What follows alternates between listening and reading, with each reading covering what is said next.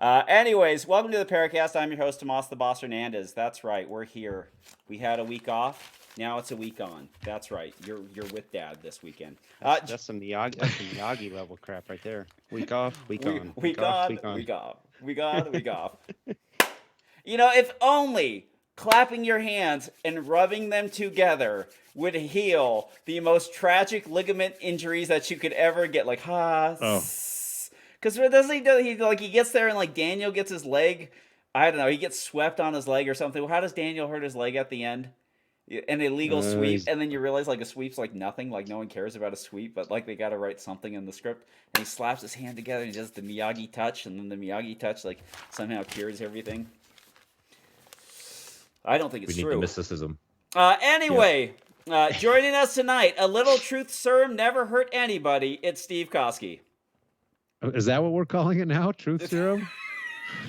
Okay. Hey, listen, enough of them, it's truth serum. Enough of them, it's a love potion. Also joining us, recently certified polygrapher, Robert Wyatt. Hey, if you got nothing to hide, you shouldn't have any problem telling us everything you've ever done in life. And let's be honest, we all know who the leaker is. Looking at you, Area 2. The funny thing is, too, it's like, what is it? You ever see, like, Meet the Fockers? They're like, we just need to get a baseline. It's like, you ever watch pornography or whatever? And then, ever since the incident... Hey, Leighton, have you ever said anything that it violates 10.2, to section coordinators? Did that ever come out? Oh, my gosh. No. Why is it spiking so much? I don't know. And also, joining us tonight, ever since the incident, he no longer sleeps with his mouth open. It's Kevin Isaac. What if I have nose issues, right? Like, I can breathe not at all? God, he's got the wire mouth shut. I got to put my mouth guard in. I don't know what's happening. Anyways, I know, like, there's some people come up and talk, like, hey, I don't want to talk about USPSA politics. Like, it's such a bummer to have to listen to the USPSA politics all the time. And I feel you. Like, I don't want to have to sit there and argue about it or talk about it as much as I can. But sometimes they do things that are so stupid that we just have to bring it up. And so now... we call that Tuesday. It's the entertainment value. Apparently. We call that Tuesday. The USPSA board has decided with all these life membership fees and all this stuff and all the problems that they have, they could buy a forensic auditor. They could buy someone to investigate leaks. If they really want to find someone, they could probably find someone to investigate leaks or do some cyber sleuthing online the servers to figure out who's copying stuff and who's sending it elsewhere and do all that kind of jazz. But in their zealousness to find out who's sending practical shooting insight stuff and telling other people's doing, the USPSA board has decided that they will hire someone to polygraph the other members of the USPSA board so they can find the leaker. Well, nobody expects the Spanish Inquisition. This is going to be like Inglourious Bastards, where you have the inspector going around kneecapping people. Like questioning. Well, here's the thing about... There's a billion other ways that would actually be useful if you want to find this, but like a polygraph is like exactly like you want to get like throw someone out of their board position for failing a polygraph about whether or not they're leaking at any time. That like polygraphs, like I listen to a billion like murder podcasts and all this stuff. You know how many guilty people pass polygraphs? A lot of them. The sociopaths are good at it. You know how many innocent people fail polygraphs? Not fail. To be determined. Like a lot. Lying. It's like they don't work. Like literally, the KGB would tell people to squeeze their butt cheeks together, and they got an 80% pass on polygraphs as they went through it. It is the dumbest thing. Okay. So Armberg, Rizzy, make sure to squeeze your butt cheeks real hard when you take that thing. Don't. Wait. My question is, who gets to write the questions for these? Because I don't think they foresaw down this path so far, right? Well, all things. Who's asking the questions? Fair, like the board has never in the past, let's say 10 years, has the board been even slightly good at projecting anything beyond their emotional reaction of today. How many times have you ever heard the board come back and they'll be like, Well, shit, boys, we actually didn't think about that. And yeah, maybe adding 27,000 pounds to production isn't a good idea. But at the time, we just had to do something. We can't change it now. Oh, yeah. I mean, we can't take it away. I mean, there's no take backsies. There's nothing going on. What do you say we raise the limit to 15 rounds? Yeah. Well, let's spice things up. I got a great We're not idea. leaving without doing something, right? Let's go and increase the membership fees. And wait for it. Here's the kicker. Let's not tell anybody. The membership, they won't care. They'll be okay with that. Wait. Why are we increasing fees? Oh, we need more money. We need more. Why do we need more money? Why do you use that money for? Because we need to pay for the Polygraph test. Polygraph tests, because that's going to come real cheap. Well, like, you're gonna sit down. Like, not only is it gonna like everyone can foresee if somebody gets removed, the lawsuit from like you fired him over a polygraph test about what. I mean, what a blind dead end this is going to be. Well, I don't think it's a blind dead end. It is enough of a thing that, it's enough of a thing where they go like, I think we have some conclusive evidence here that Scott Armberg, who we've already thrown off as the chair of the financial committee, and who's actually like I think we have enough here because this polygraph, we couldn't say that he was telling the truth, that we need to remove him from the board. It is literally because this is what they're going to do. They're going to have the polygraph results given to the board, and then the board's going to vote on them, and they're going to look at certain they're going to look at all the guys they don't like, and then they'll vote on the guys they don't like first. And so they'll be like, oh, Area 2 director, or Area 1 director. It's just like, Oh, I promise you, Area 2, he ain't going down. Well, they'll bring up Frank's and Scott's first. Why? Because Frank and Scott are like, hey guys, you know what? Maybe it's not a good idea to do this. Oh, you must be guilty then. Never mind that somebody may have an objection to something because they have principles. No. You have to be guilty. This is actually one of the challenges with the board. Right now, the board is suffering from this idea of if you're not with us, you're against us. Correct. And if you're against us, then we're going to burn you at the stake. Well, no. Hey guys, hang on a second. Maybe we don't think this is a good idea because it's just not a good idea. That can't be. The funny thing is they'll bring up Scott's and Frank's polygraph results first. They'll vote them off, and then all of a sudden they were like, "We don't need to discuss anyone else's polygraph results." You turned on the YouTube version of this, right? Yes, it's recording. Oh, good. It's recording. Oh, good. They'll appreciate that. Yeah, it's gonna be get ready. Our dear friend Ben Barry, get ready when you take office in January to have your polygraph examination monthly. He's already said he wouldn't do it, and rightly so. No one should do it. It's the dumbest. Nobody should do it. It's the dumbest. It's the dumbest thing. You should not. They should not do it. No. Okay. Well, let's take a step back. Like, people are leaking information to Derek, right? That's fair. That's a fair statement. That is happening. Most likely multiple people, and most likely probably employees of USPSA, not board members. I'm sure stuff's coming from the board, right? But maybe not intentionally. But should that be happening? No, you should not be. You should not be leaking confidential information. That's fair. That's a fair statement to make. Okay, you should. I mean, there is things that the board talks about that should be held in privileged information. Stuff like employee contracts. Like discipline issues, things of hey, how much are we going to pay the Cardinal range next year? That stuff doesn't really need financial to go out. Motions for audit. Yeah, we should definitely kibosh those. Those shouldn't go out. I mean, there is a legitimate place for secrecy. That's fair, but the rest of it, do we really need to be like putting all the rest of that stuff in like this super secret squirrel mode? I don't think so. And the board is going through this idea of, well, we've got to stop these leaks, never actually taking a step back and saying, well, what's the root cause of leaks in the first place? And I think that's where they get into trouble, is they're not actually thinking about, like, how can we actually solve this? I mean, can we actually set the world in, or can we set the organization in a place where people don't even have to leak? And I don't think they want to go down that path. That's my opinion. I think they're too short-sighted. I think that's what it is, right? Like 100%. They're not even thinking about that. No, I don't. They should be, but I don't think they are. Agree.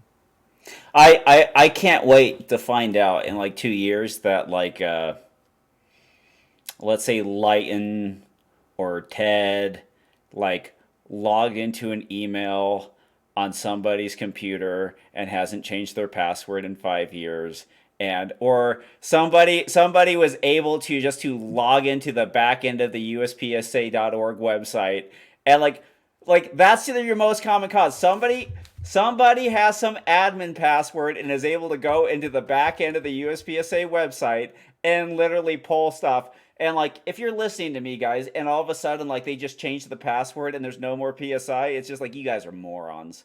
You're absolutely morons. You deserve everything you get. You're morons. Polygraph away. It's like, this is how you can tell that the technical prowess of the board. I would assume a good little spearfishing email would be back in the door pretty quickly. Yeah, it's going there. All right, Steven, you held up a pistol. That pistol had an aiming device on it. I put the Delta Point Pro back on my Glock 34 and shot carry optics to match last week, where Robert shot 2.5 stages and went home. And I don't know if you call me the stage designer. I'll call myself the stage setter-upper. Blake Chorus, he's like, hey, let's switch this stage up. How about we put a swinger over here? Oh, Blake and I talked about that. Yeah, and basically level 1 exception. Yeah, the level 1 exception, the grousing went on, but it was a fun stage. So no, it was a good stage, and it actually worked out really well. Blake, he's like, do you want to set this one up? I'm like, Blake, I haven't designed a USPSA stage in a long time, and it really takes an eye to see things. And when we originally had it laid out, it wasn't nearly as good as it ended up because of Blake's eye. But the long and the short of it is, we could have hauled a bunch of barrels over and made it so you couldn't see the swinger before it was activated, but that can involve some work, and sometimes you think, oh, 2 barrels will be done. Well, not quite, because you can see a little bit from here. Yep. And then you got to change the angle of this, and then and so like at the state match where they have all this stuff, I mean, they also have 3 days worth of setup and steel, and people are screwing together steel challenge plates to make effective blockers and stuff. And so we just decided to use the level 1 exception in the rule book and went with it. And it worked well because everyone understood, and it said it right on the written stage briefing. And that's part of the rule set. And it seems to be appropriate. Well, that's the one thing about like barrels and like trying to hide targets. It's like what you think you would need to hide targets, like just times that by like 3.5. That's exactly what you need to hide that target from everywhere else that you need to sit there and shoot. So how was shooting carry optics? It was fun. I was like, you know what? I'm not going to worry about how I place. I'm just going to go have a fun time shooting the dot. And I really enjoyed shooting it. It was quite different. Of course, the first stage, I had a nice close blaster stage, which is good because I saw the dot for about 2 of my 26 shots. So the 24 shots were just like index firing. I'm like, where, bang, bang, where is the bang, bang, dot? Bang, bang, bang. Oh, there it is, bang, bang. I've heard that's how you find the dot. Just keep shooting. I'm like, this is like 6 and 7 yards. I can shoot these targets even if I can't see the dots. So I'm just going to keep shooting. Wait, how was the scores? No, I shot. Out? Yeah, they were fine. Right, fine. They were close targets. Worked out great. That's when you do the targets in the window. Targets in the window. Fire away. Fire away. Yeah, like I know I'm pointing at the A zone. These shots are going to hit. I clearly haven't spent enough time practicing, so I don't really know how to see the dot very well. But I'm enjoying this. I was curious because I think, Robert, you had said that the Delta Point Pro puts the dot a little higher. Yes, it does. The dot's not as low as a lot of the other dots, or is it? The Delta Point is substantially higher than its modern comparisons, and a lot of it's just the housing. Yeah, so the housing sits up like basically like a 1/2 inch high. And most of them are like maybe like 375 or 360 or somewhere around there. And the reason it sits high is because it has that trapdoor that allows you to get the battery from the top. And so what they did is they have to put the battery a certain depth in, and then the cover has to go over that battery. And so back in the day when everyone was coming out with footprints, they only had the RMRs that had the battery that goes underneath the optics. And the slide keeps the battery in contact with the connectors that actually power the optic.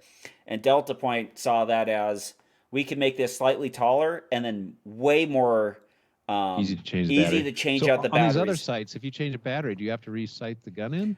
If they're on the bottom, it kind of depends because it depends on actually your optics cut. So if you get an optics cut that's made for the optic and it has cut the posts and everything else there, when you put the optic back on after changing the battery, you'll get like 95% of the way there. Yes, Okay. the question, the answer is yes. You have to reset it in. You maybe don't have to adjust it, but you maybe do. You better fire a couple Yeah. shots. You better just not walk. You need to go sight it in. It might be. Yeah, on, Tomasio but it might not says be. like every single time you go to the range to practice, just at the end, just zero the gun.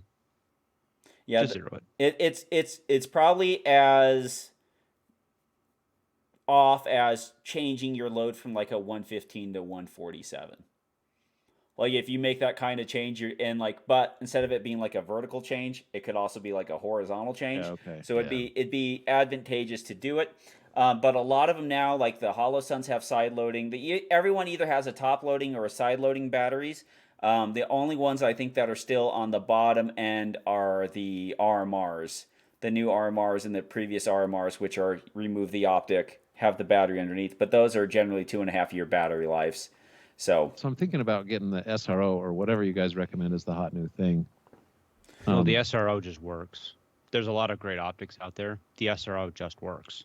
It's that simple. Yeah, I mean, I would say that's definitely like a duty grade thing, right? Like, yeah, you're not going to be upset with an SRO. I don't love the glass on it, but it's fine, right? Like, I could shoot it just fine.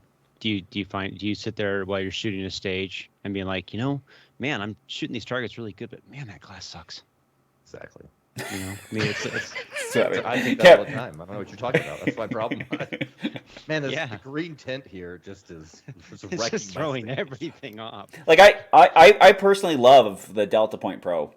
There's something about there's some little things that happen with the Delta Point Pro. Like the glass is very clean. Leupold is a fantastic company, always to work with. But the one thing that you kind of notice is like when the optic is a little bit lower and you fire, like it kind of goes there, and when recoil happens, you kind of like can lose it a little bit when you see it. But when the optic is slightly higher, it's almost as if when you fire, you get to see the round come up and impact where the dot is. Because you get like this little visual runway from where the muzzle is and where the dot aims, where you can kind of see the impact of the bullet come in before the recoil kind of flips up. When it's lower, like when I shoot my RMR Glock 17 and it is cut very low, I mean it's co-witnessed with some not you're super immediately tall. out of the window.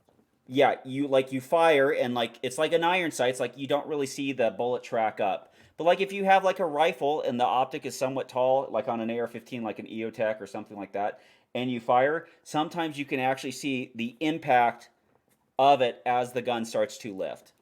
So and I'm going to make another observation that you guys are going to be like, duh. I want to say that the dot doesn't have any advantage, and I'm going to pick a number. Everyone pick a number. Of what yard do you think you can shoot irons as fast as? What yardage and in can you shoot irons as fast or faster than a dot? And then what yard at that same yardage? Beyond that, the dot starts to become a real advantage. It's not an issue of yardage. It's an issue of target difficulty. Difficult, like if I say an open target, say an open target. Yeah. Open target is like open target. 12 or 13. I was going to say 12. 12 was my number. I start to notice like, oh, this is nicer.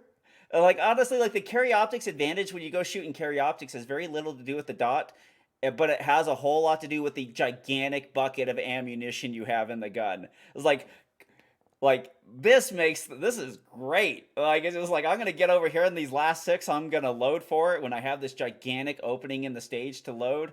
It is just fantastic. And so like the ease of shooting carry optics very much comes down to like there's 24 rounds in this gun. That is awesome. That is basically what 140% more ammunition I get to carry around. That's great. So Kevin, what would your if you had to pick a distance?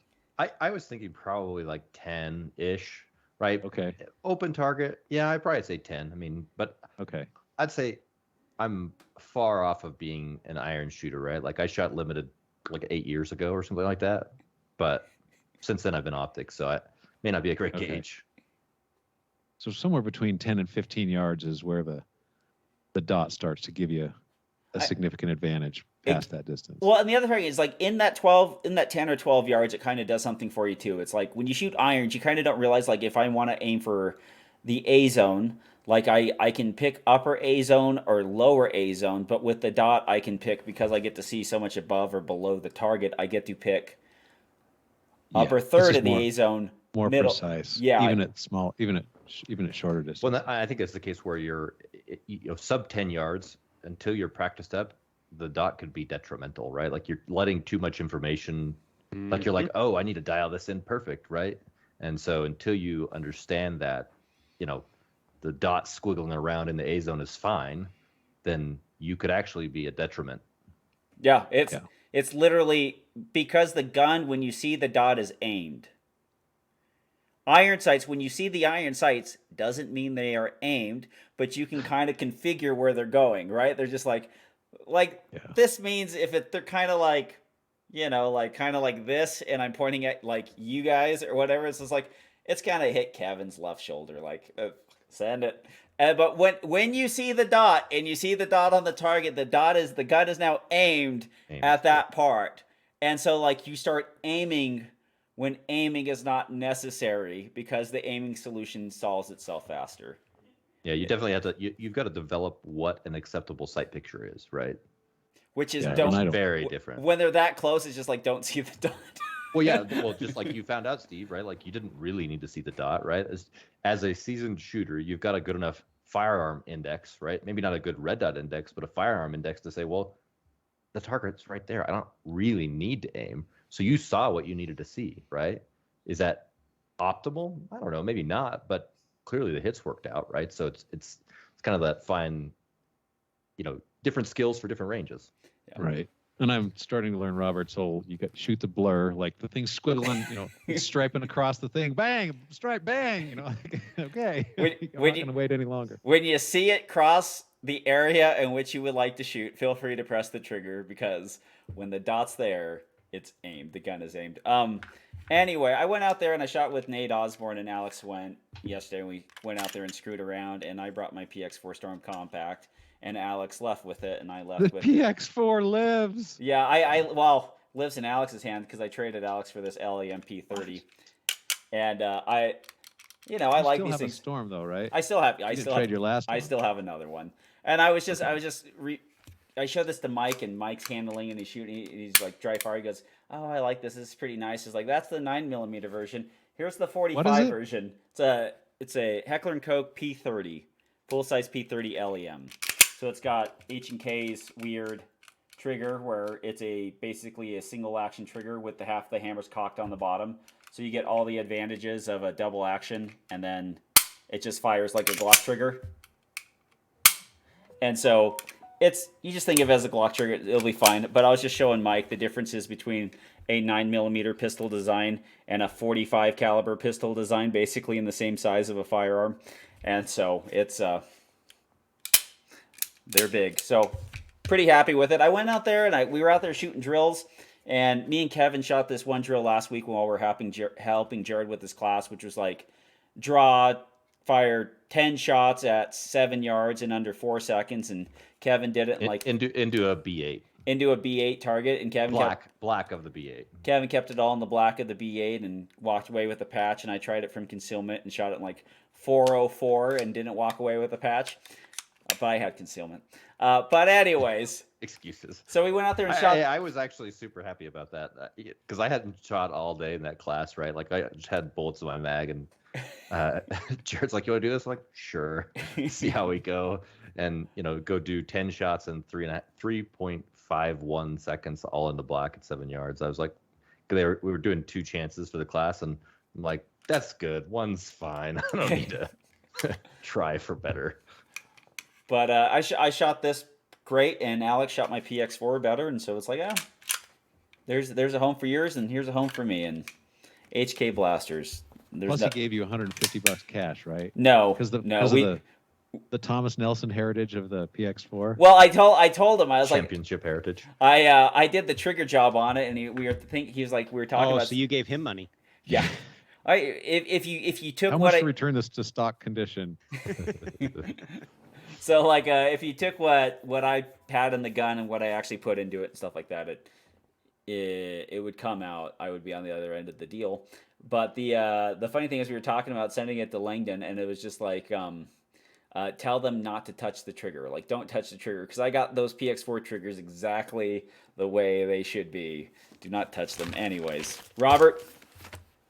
What I do? I did nothing. I Good. did nothing this week. It was a good week. I spent most of my time fixing fences, building posts for snatch blocks, working in the pasture. Yeah, that's all I did this week. So You're a regular farmer. Yeah. why'd you shoot only 2.5 stages when you went out there last? What did you shoot? The Prodigy? What did you shoot? You didn't listen to the show? I haven't been able to listen to the show yet. Oh, well, He loaded some rounds with ammo that was too long and wouldn't chamber properly. He was ripping the bullets out of the cases. For the Prodigy? No.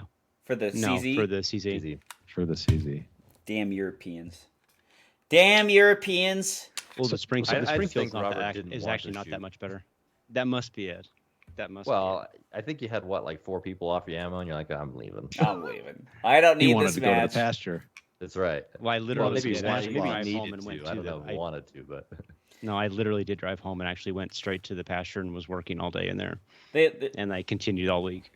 There's a little mark that these manufacturers put on your gun, and it basically translates to your bullets are too long. It's this little thing. Let me see if I can get this thing to focus here. Yeah, nope. It's that little thing that says CIP over N.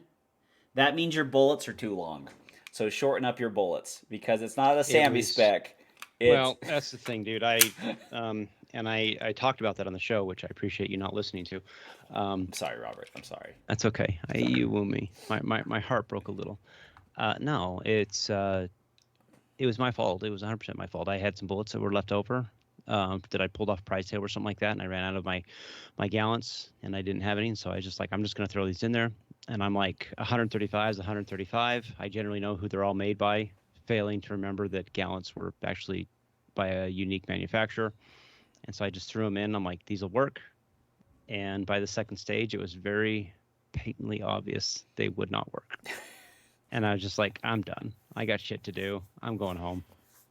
You know what happens to me? You know what I think about? That and I also knew that level 1 exemption stage was coming up, and I'm like, fuck that noise. I'm getting out of there.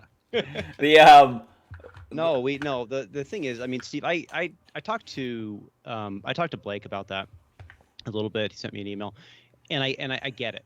I mean, right? I get the idea of having a level 1 exemption for things, and I mean, sometimes things happen and it comes up, and I understand it. I mean, we've all been in there. I've had stuff at my indoor match that I had to level 1 exemption because I'm like, I just can't have you guys doing this because you'll get me kicked out of the range, stuff like that doesn't strictly apply to the rules, and that's fine, and I get that.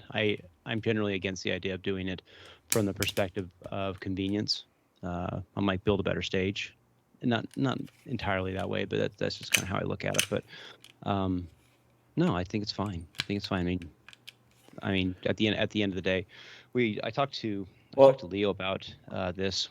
One of the things that SLPSA makes SLPSA really so great is that when SLPSA was formed under the idea of having stages and building shooters up to actually shoot major matches, and so our stages were designed with this idea of that we send shooters to majors.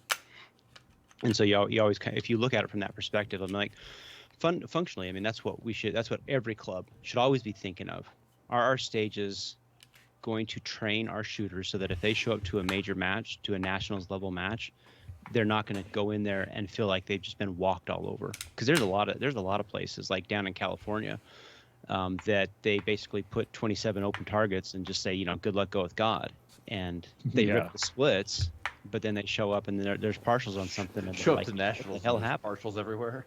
Yeah, and I'm not, and it's just kind of one of those things. But it is Well, what it is. the other thing is too is like, well, if as a shooter who's showing up to the match, if using a level 1 exemption gets me 5 or 6 stages or 7 stages instead of 1 stage less, like I'll be happy to do it. And I agree, Tommy. But at the same time, if you can make that stage and do it in such a way that doesn't require the level 1 exemption, then do it. Yeah. And that's how it always. And like when I initially looked at the stage, I was like, okay, I know how to solve this. And But we all know how to solve it. It just would have taken another half hour, and one barrel stack. No, it would have been more than that. But whatever. It is, but I mean, it's Right. water under the bridge, right? But It's the tools at hand for the people who are willing to do it, and that's always enough. what you get. That's always what you're gonna get. Yeah, if you don't like it, go. If you don't like it, show up and do it yourself, kind of thing. Right? If you would like to show up and shoot a level 1 exemption stage, at least do it looking like the shit. Head on over to Dominate Defense. Get yourself the best belt in the industry. Concealment belt. I love it. Your holster's empty. I don't know if you know that. Oh, hold on. Let me stuff it with some more guns. Anyways, check it out. You can use their promo code PARA10, save 10% off your order. Whether it's the Tier 1 concealment belt you can get from Tier 1 Concealment or their Mach 1 speed belt. Everybody likes the Dominate Defense belts. You cannot go wrong. Handcrafted, fantastic materials. They will last you forever. And with that ratcheting action, all-day comfort. All-day comfort, and the inner belt will not bind on you. Check them out, dominatedefense.com. You can also use Precision Holsters, Fast Holster. Use the same promo code PARA10 and save 10% off of that. You can head over to W74 Guide Rods, and Kevin will get, if you use the promo code, if you use the promo code NOCANIC, 70% off. 70% off. You check him out. Let's see. Let's say it's got the... Oh, that's right. That's Glock, right. He's got the Glock. Glock blaster now. Check him out, W74 Guide Rods, and also check out Rune Tactical. Use promo code PARA10 and get an extra bullet in that magazine that you need. You can find us over on Telegram and ask us questions, and we'll try to give you the best answers we can. But before we do that, shooting impressions of shooting a Glock for the past couple of weeks, Kevin. From concealment. It's fine. It's gun. It's fine. Like, it's one of those things. Like, I grab the gun, and I'm holding it in my hand. I'm like, ooh, that grip's kind of crappy. Then I go shoot a stage, and I'm like, I don't know. The dot's there. Shoot. Seems fine. Yeah. I mean, like, I think, so it's the Glock Performance Trigger with the Overwatch Precision Trigger Shoe, right? So they're not great. It's fine. They're It's not fine, good. but They're it's not great, good, right? Kevin. They're not Yeah, good. yeah. Well, like, if I take it against my stock Canic, right? And I'm like, that trigger is just way better, right? But didn't really change anything for me, right? Like, I think I could rock a little bit faster splits on my Canic right now. I think I could probably get there with this gun. I'm just not familiar with the reset and everything, right? Like, well, compared to a regular Glock trigger, the Glock Performance trigger is not good. They're not good. It has a longer reset. It has a firmer wall than most things. Like, you could put a connector, a minus connector, and have a smoother wall and a shorter reset than the Glock Performance trigger. The Glock trigger does not need to be taken out and oiled or lubricated and cleaned every 200 to 500 rounds. Like, they're not good. They're not good, people. Don't get them. Don't get them. The Timneys aren't working very well. Don't get those either. Get the Apex, or just do what everyone else did and just get parts from somewhere. Play around with the parts. Put them in your Glock. They will work. It's the worst product I think Glock has put out. Like, I felt yours, and it's just like, it's heavier and it has a longer reset. Like, it's got a flat face shoe, but like, spend $30 anywhere and get a flat face shoe. yeah. Hey, disappointed. Great. So I would say I'm disappointed, too. the performance triggers aren't the thing, huh? No, they're No. Tommy just is mad because it didn't work for him, and so now he has to shit on him. But don't worry. In a month, Look, he'll be back to a here's Glock. what matters. Here's what matters. This tungsten guide ride right here, That's- right? Like, that's all I care about is testing. I just want to make sure it's working in the gun and everything. And guess what? It's working so far. So. There's one thing Kevin doesn't like to do, and that's customer service. So if your gun part doesn't work, he's got to make sure it's right now. He wants to send it out from the factory and never hear from you again. That's what he wants. That's a good policy, right? I mean, I'll take care of you if you have problems, but I He'll don't even want to. He'll even put a sticker Nobody on wants it. warranty work. 100%. Tell that to Vortex. They make the business of it. No, Steve, the Glock Performance trigger still has enough of a reputation now for you to sell it on Facebook. So feel free to do that. Feel free to sell them on Facebook while they're getting good. So Before the floor drops out. you get to be the lead rat. You get to be the lead rat on the sinking ship. Like, get rid of that stuff first. Head for open water. I'm kind of happy with mine, so I'm wondering what's wrong with me. Or They, you. They still, no matter if they feel good, Steve, they still have to be unlike clean. Tommy, you actually clean your gun, so If Not you that much. if you take out the trigger and No, clean it, I got nothing. You'll be fine. I clean all my. A few hundred more rounds, and Steve will be changing his mind. What? The trigger Okay. doesn't work when it's dirty? Speaking of cleaning the gun, would you guys give me the short version of how to clean the glass and keep it clean? Dirk showed me he had a little thing with a foot on it and a microfiber cloth, and he would run that over his. You take the bottom of your shirt and you just kind of clean it that way. That's all You you just do. I like to use they have some of these so the microfiber's there, and then I like to keep Q-tips kind of handy because then I can press into the microfiber cloth with the Q-tip and not scratch Seriously? anything. Hold on. Well, he had this little thing that had like a little rubber foot on it the head is flexible, so you can kind of put nice pressure. Yeah, that's You what I could do kind of that. do. You That's could what I do kind of do Better with the than a Q-tip. Q-tip. With the I put the microfiber cloth over the Q-tip, and I use the microfiber cloth to push into the corners and clean out some of the corners. I'll give you the perfect answer. I have a 4x6 like snowboarding glasses cleaner that's been in my eyeglass case for the last 3 years and never been washed, and I wipe that off with it. And just there we go, bang bang. Because there was Yeah, product. it's the little that's- microfiber That's thing, what right? I do with my shirt. Yeah, And the- you don't have to use any. If you don't have to, I mean, you could, I guess, but I've never used anything on mine. Just wipe it off. well, You don't listen, have to use any solution or fluid. I haven't. Just a little wipe. Okay. little Windex seems to be fine for me. There are some of those things like that you kind of might need. Like where was it? What was it like that cat crap stuff people used to put on it to kind of keep it clean? But then there was the other optics that used to have the problems of like actually getting brass smacked onto the glass a bunch of times. But that doesn't seem to happen a lot unless you have a SIG P320 and certain optics. I think that's just a spring problem more than anything. Mm-hmm. Well, what is it on the SRO? There's a few guns that eject in a pattern that naturally smash causes off it. the Really? glass. Yeah. If only they thought about I it. literally haven't done anything special with any of my optics, and I've never had any issues with them. Right. Okay. Like I have wipe a it with a cover on 'em, microfiber right? cloth. Like and I be done. put a Yep. cover on it when I'm not shooting, but Yeah, I don't know. they're basically Mine's not have gotten scratched up or anything.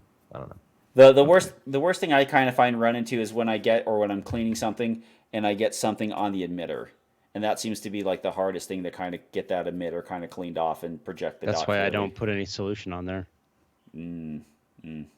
I just take it in the shower with me so I can get my dry fire done. Right.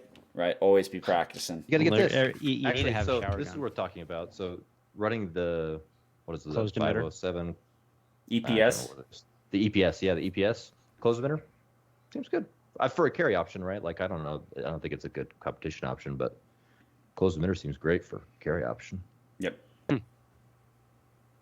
Questions? Questions.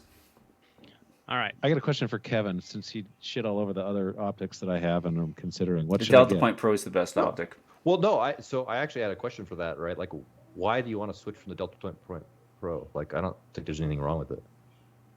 Oh, I don't know. I was just Like, if you've got the Delta Point Pro, I wouldn't switch. I Right? I the love glass them. of the Delta Point Pro is big enough, right? Like, yes, you might gain a little bit of height out of an SRO or something like that, but not much.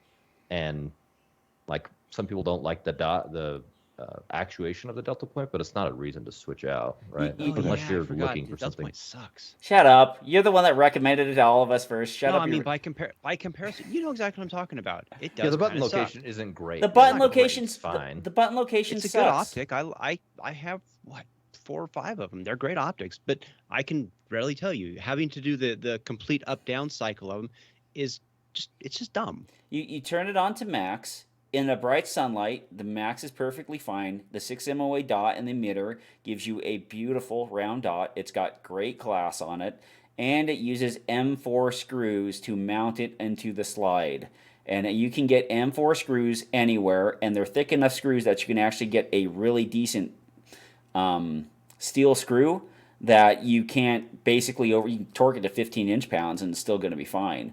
Like the Delta Point Pro, unless you really want to run backup irons and you can't get irons that tall, the Delta Point Pro is still absolutely a fantastic option. And its shake awake and auto off feature still keeps those battery lives pretty long. It's not going to be years. It's not going to be a year, but You should never even get to a point. Functionally, you should never get to a point where you even have the batteries die. You should Correct. just change them. Yes, because it takes. They're so cheap these days. You get 2016 batteries from Costco, a billion of them for $10, and then you literally pop it on, put it on there. 2032s are a little bit more expensive.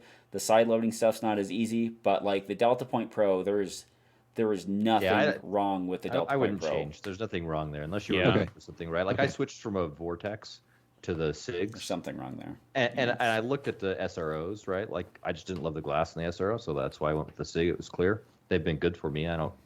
But I don't think I would recommend one now. Like I think the 507 comp, even though it's kind of ugly, like Robert says, is still I think a functional good option.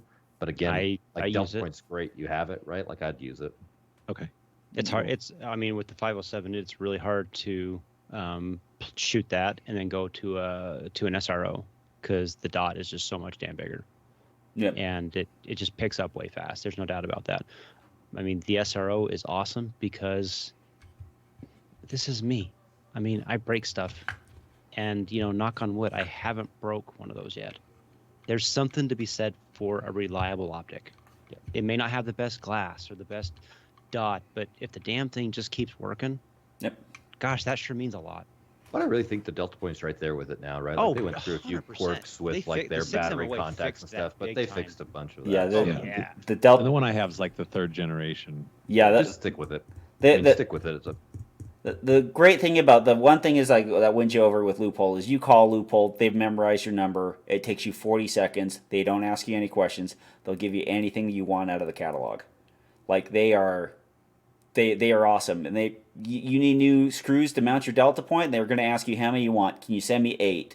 Yes, sir. We'll send you 8. They're out in the mail. No billing. No nothing. They don't want you to pay for shipping. Loophole and Stevens is an absolutely fantastic company, and I will use That brings Delta up an Points as long interesting as I question can. because when I was putting the Glock baseplate on to put the Delta Point on, That's something you should be concerned about. I would change those I've MOS heard plates. that. You probably want to get different mounting. well, the plot thickens because I was trying to get it done before my daughter came over, and I was in a hurry and not paying close attention, and didn't look up the torque specs super well for that, and I was using like the number 9 torques instead of the number 10. 2 Ugga Yeah. Jared's torque spec is when he gives it to me, I literally have to use screw extractors and a heat gun to remove them. That's Jared's torque spec, yeah. They didn't come loose. T10 torques had for those, and like 13 to 15 on one of those thicker like M4 screws, and that thing is set. And then like a forward control plate for your MOS for a Delta Point, it's going to be a $70 plate, but it's going to be a steel plate. It's going to have enough depth on the plate, and it's going to be made to the right tolerances, and you're never going to have to worry about that thing. Besides its yearly checkup to make sure that everything is put on there. So a good forward control plate would be fantastic for that. Cool. Questions now. Here we go. All right. How do you think the local community would feel about this? This is a Slipsa specific thing. Hold one Slipsa match a month like it used to be, but then leave the stages up, or some of them for multi-gun like normal, but instead of holding another match, allow people to practice the stages. He says, I see a few benefits from this. It gives the core volunteer group a much needed break. Number 2, it gives the local community a chance to practice if they don't have access to the range. Number 3, gives people a chance to get to know others and practice with those they normally don't squad with. 4, we send less money to USPSA. Oh, so like have instead another of a match? second match, have a practice day or something? Basically, yeah, a practice day. I think it kind of would really hurt the bringing new shooters in, because we already have enough problems with one match, not having problems with filling 2 matches in. And the other problem is too, it's like it gets a lot of guys who are super busy and have other things going on in their life to have 2 chances to make the local match. And so, and I think the practice community, everyone who wants to practice at Slipsa is already going out there, opening up the stuff, getting their stuffs out, and practicing. Will it make a couple of their lives easier by leaving them up and doing it? Yes, but it's just the same people. So that's my 2 cents. I mean, for me too, the matches provide a benefit, right? Like, because one thing you can't really mimic in practice is the pressure of a match, right? Like, not that we're all trying to win at a local, but there is some level of competitiveness there, right? That you want to be competitive with the other shooters. Sure, you can get benefits from practice, but I don't think there's enough. And like, if you think about it from a match, like if you're going to operate this, right, as a match, who's going to be there to staff, and how does that work when you've got 47 guys that are all trying to run the same stage? I don't know. Seems like a bad way to structure it, right? Like, Robert? All right. I don't know. I mean, I like the idea of like having some kind of an organized practice. Yeah. And yet, there is certainly that comment that you made about a lot of people a lot of people who don't really have time on weekend one could come on weekend two, and that would eliminate that availability. Although, to be fair, 2 a month was only something that's been relatively recent, and those people would have to just figure it out. That could alienate some people, so there's certainly that. I don't know, man. I don't see why you couldn't have like a Wednesday or Thursday or Tuesday practice after the second match.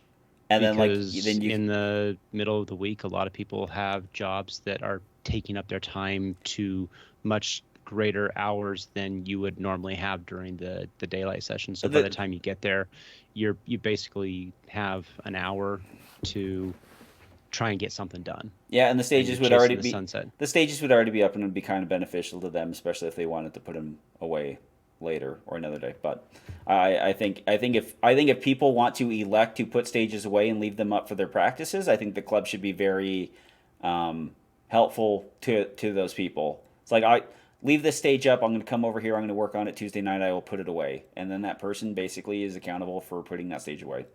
Well, the challenge with that is that in doing so, you now have the issue or the concern that a person would come out and they would potentially shoot the stage up, like destroy some of the props, things like that. And it's like, okay, well, now how do we deal with that?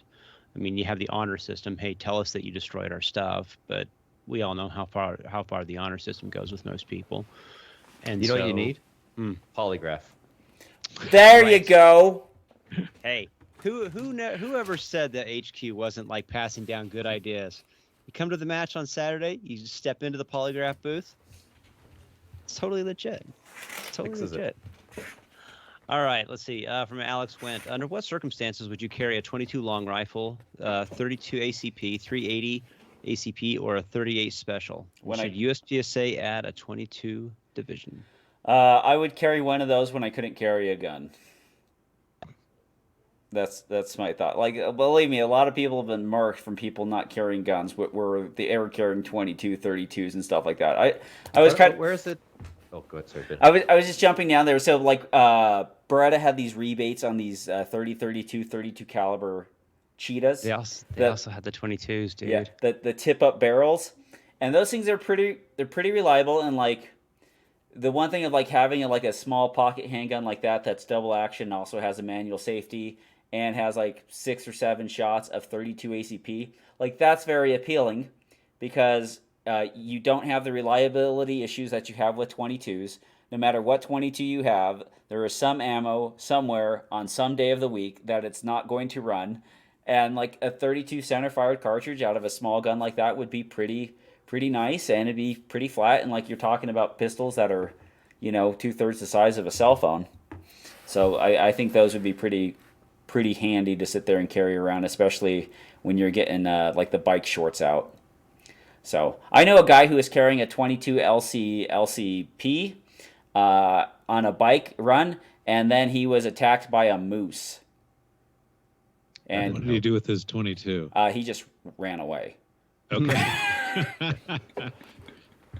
Not the right gun for the prey. Yeah, Moose wins. But 32 ACP Berettas, if you still want one before the end of the month, I think you can get them now for like $250. And the 22 It'd be interesting to see the 250s. ballistics of like a 32 with a good what are those, like Extreme Defender solid copper. Like the Lehigh. Like, I'm sure it's not yeah. great, right? But it's probably crossed some ground there. Yeah. I mean, I think I'd say like never. Like, if I couldn't carry another gun, I'd maybe carry one of those. Or if I lived in there's some countries you can't carry military calibers or something, right? Like, Yep. he's in Most Mexico. European countries are that way. Yep. So you can get 32. Okay, if I live there, maybe but I don't know. That's why Glock has that weird 380 offshoot. Yeah, the only for 380 the Glock European 19. markets.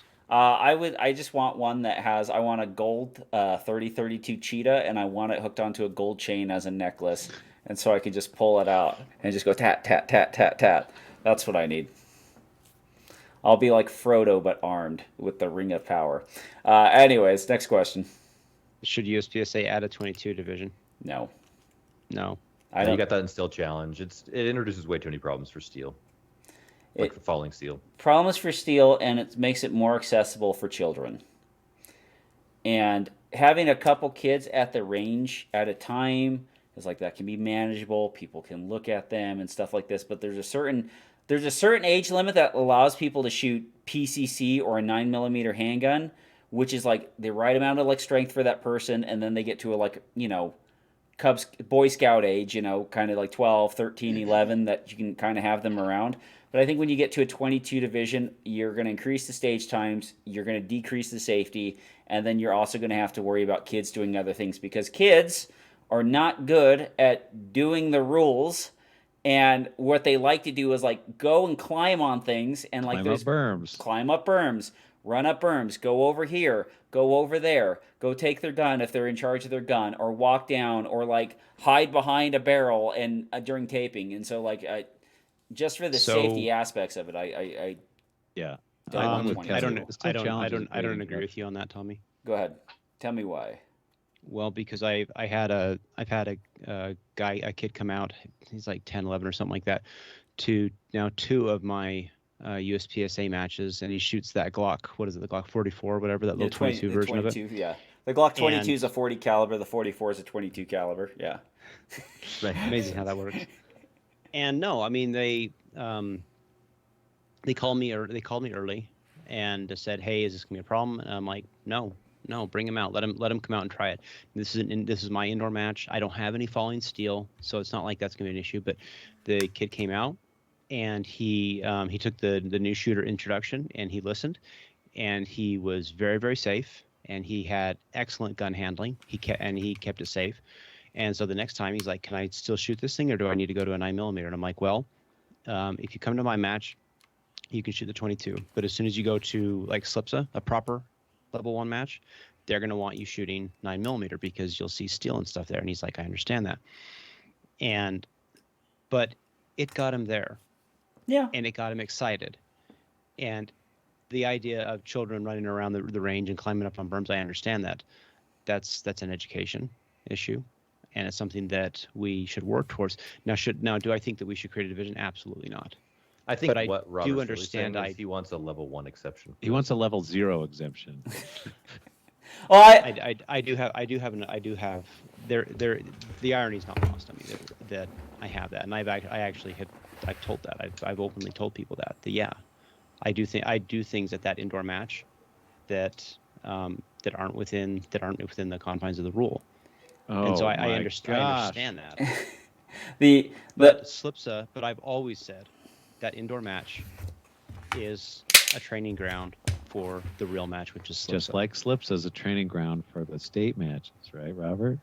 Everyone's a training ground forever. It's and good like for the goose is good for the gander. Yeah, well, the goose is making the rules up, so there you go. What I would like I wouldn't mind seeing something where it said something like, "Look, if you're going to shoot, if an underage person wants to shoot a 22, or anyone wants to shoot a 22, you're basically going to not. You're not going to. It's going to hurt your score because you're going to knock the steel over. Not but we'll for allow. score, almost. We'll let you participate. Sure. You can have your run on the stage. Yeah. And go ahead, Steve. No, that's it. I would say this, like the example of one 10-year-old being nice and safe with a pistol, I don't take too seriously because I've seen many 30 and 40-year-olds who fucking are dangerous. So there's plenty of people who can be safe, but the problem is when you have a bunch of them over at the same time, and under that age range, their competency with the handgun because of life experience, and it will definitely be down. But 22 won't happen. I would say a lot of older people are more dangerous with a handgun than younger people. I see see people scare their shiz out of me. I see people who are my own age running around with open guns with their finger on the trigger, and it just freaking scares the hell out of me because the trigger weighs 1.5 pounds, because they got to get the hits. Next question. Next question. Let's see. Can we have another Resident Evil playthrough? I really enjoyed the explanation of the guns while the zombies died. I do not know what this guy. I did. He was on somebody's Discord channel and accidentally came here or something. 4 years ago, I played Resident Evil 3 on stream and was like talking about the stuff. So maybe one day I'll hop on there and do some playthroughs when I get some time. Let's see, from Jack Flash. You can talk about the police SWAT team, the Israeli police SWAT team who killed 9 terrorists and saved his family life with his Glock 19. Yeah, I read that story. Like this is like Naha Oz or whatever. And so like they hear the mortars going off, and then like by 9 o'clock he starts hearing the people coming around, and he grabs his 19. And he puts his wife and his kid in a safe room, and then basically he lets like 2 or 3 of the guys climb in through the window. He shoots them. He waits for them to try to push in through another window, shoots them, and then they have a basically 8-hour standoff of them trying to come in through the front door and throw grenades in at this guy, and he survived and protected his family for till 5 p.m. and ended up I think he was at one point negotiating with one of the guys while he went back into the safe room, because the guy said that they were going to have an RPG and they're going to shoot it with the RPG, and he waited to where he could see the guy put the weapon down, and then came out there and shot him with his Glock 19. And then they decided that that was no longer. It was literally like that part of the Lord of the Rings where they're caught in the tomb, you know. And in the book, Aragorn says something like, "Our only chance to survive is we have to make them afraid to come in." And so it's Seems a pretty legit. But anyway, he got pretty fragged up with that grenade that got thrown in there, as grenades are wont to do to people. Yeah. Is this the October part of the October? Yeah, the 7th October 7th assault? Yeah. Oh wow. Yeah. We held him off and bagged a bunch. Bagged a bunch. There is Wow. and so like he was a special forces guy, but like ladies and gentlemen, the reigning and reigning and still undefeated champion, the 3rd generation Glock 19. My question here is, how many mags did he have preloaded? Dude, you're gonna like have... if I lived there, I'd have a lot, right? Like just the geography of where he was located, right? But yeah. Well, Like, I right don't even shoot the Glock hardly at all, but I've got 4 of them preloaded right here. So I mean, Steve only has 77 of them in his safe. Let's get those loaded up, Steve.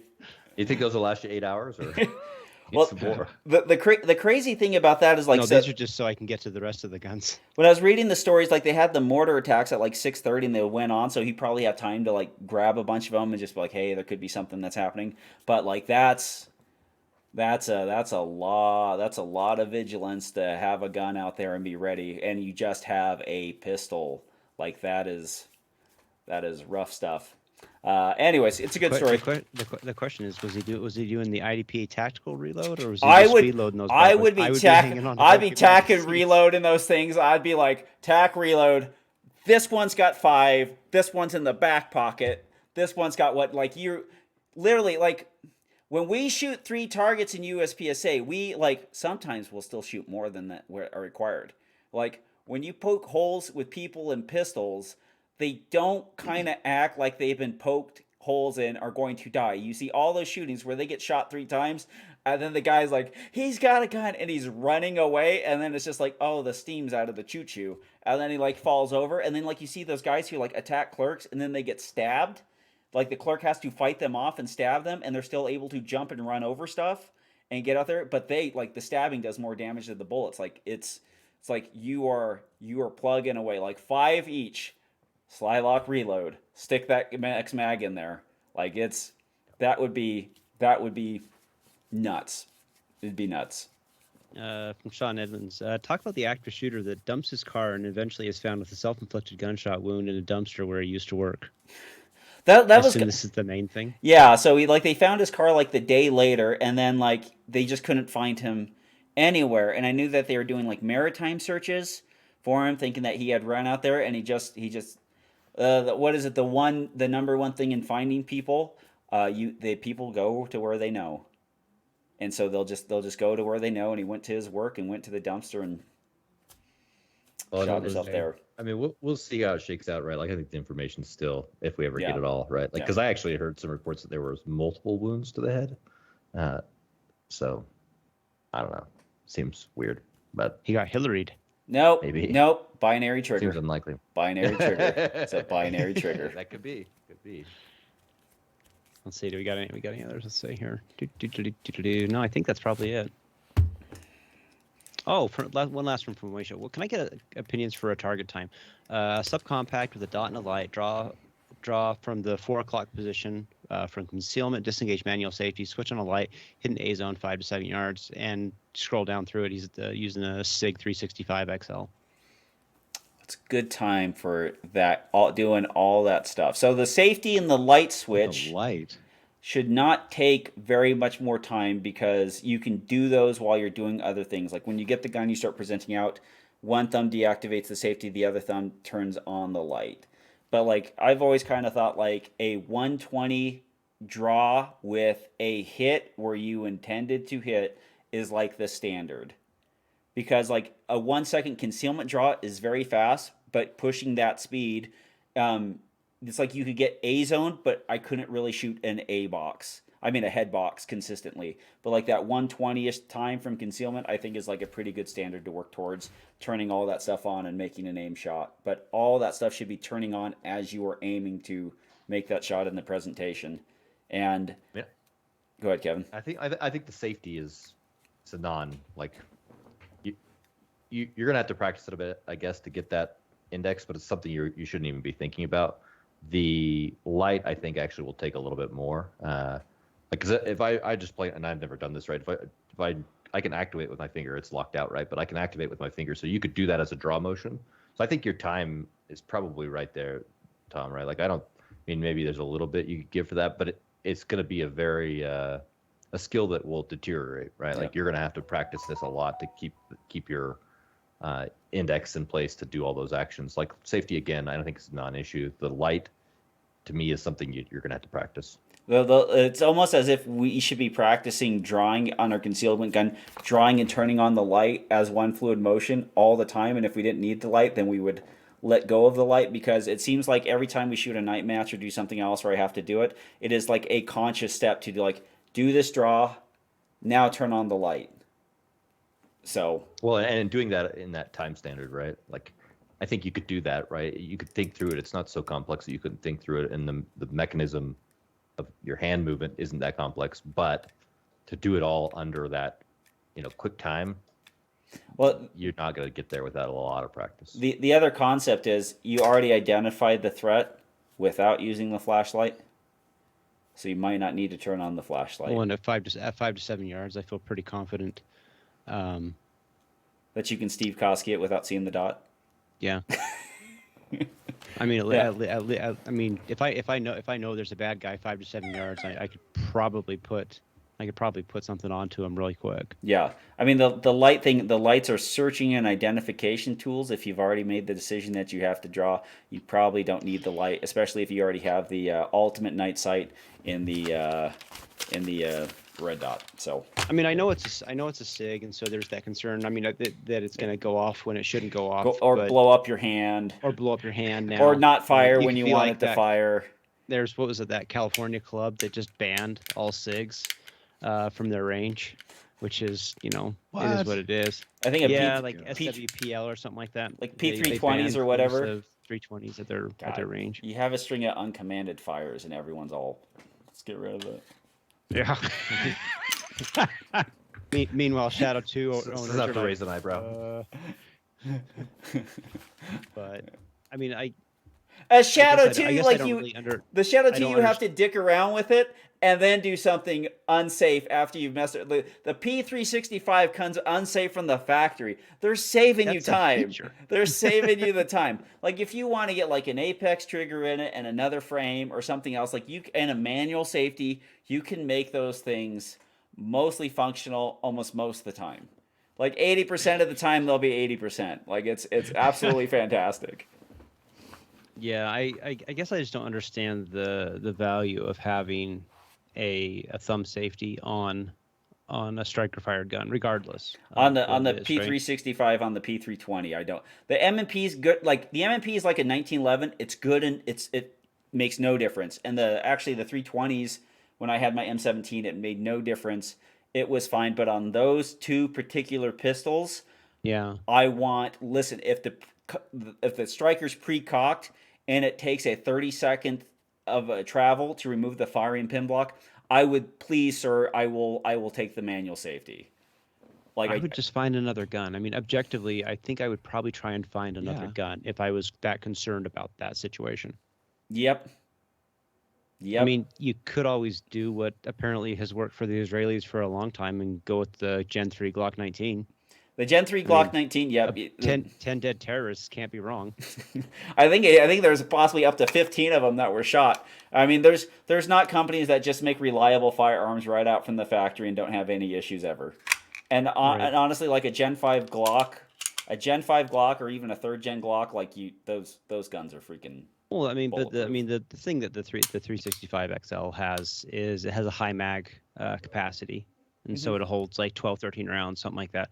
But I guess my response to that would be one of my daily carry guns, which is the Smith & Wesson Shield Plus or whatever they call that thing, right? Yeah. Where it holds 13. It's a great one. Yep. And so I think that's fine. I mean, if you're just bound and determined to carry the SIG, I can't stop you. I just don't understand. I guess I don't understand the need for that thumb safety in that configuration unless there's something specific you're going for, and that might just be the case. I just don't understand it at this time, and so I can't make a really strong judgment on it. I never have a problem with people wanting their firearm to be more safe as long as those safeties are done in an appropriate way that do not hinder it. Like sometimes you'd have like those LCPs or whatever, or the original Shield safeties. They had like these tiny safeties that were almost impossible to, like, you could turn them on, but they were impossible to turn off. Right. But if you have guns that basically have safety mechanisms built into them that do not take any time, like this LEM from HK, it's like, this is a safety mechanism. I can prevent the gun from going off. It has some pre-travel, but essentially fires like a Glock, and I can do. Sure.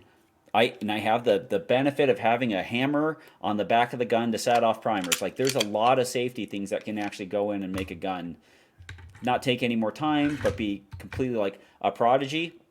Like, I need to get a better holster for my P07 because I think I'd like to carry that a little bit more inside the waistband. It tends to. I actually never really paid attention to this until I was carrying the Shield a lot. But the P07 tends to rotate a little bit, and so it just puts pressure in certain spots. And I was like, I don't really like that, and I'm sure there's solutions for it. I haven't found a company to do it. Probably T-Rex Arms. They make all this stuff these days anyway. Yep, there's a lot of good stuff out there, but yeah, that 120 is about good. Anyway, thanks for listening, thanks for downloading, thanks for subscribing, thanks for doing all that stuff you do for us, and we'll keep doing this show for you. For Steve Koski, Robert Wyatt, and Kevin Izet, I'm Tom Nelson, bidding you peace, love, and soul as we depart into the open waters of the Sea of Life on this little polygraphed crew called the PARAcast. Hasta la vista, baby. Good night, everybody. Toot toot. Hey, that's somebody else's line. Oh, sorry, Toodles.